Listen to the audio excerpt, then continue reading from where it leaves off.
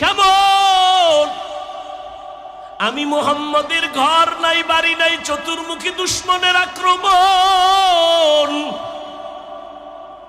ওই সময় খাদিজা জীবনের সব সম্পদ আমাকে হাদিয়া দিয়েছেন, সব আমাকে দিয়ে দিলেন। আমি হেরা গুহায় গিয়ে আল্লাহর ধ্যানে কাটাইতাম।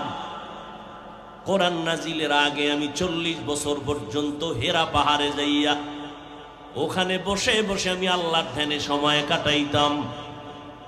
সপ্তাহে সপ্তাহ থাকতাম, আসতাম না।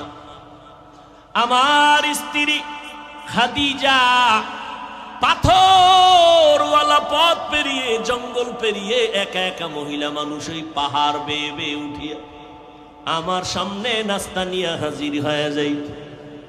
আমি খাদিজার কথা ভুলতে পারি না। আমার দুশ্মন কওমের লোকেরা আমাকে 3 বছর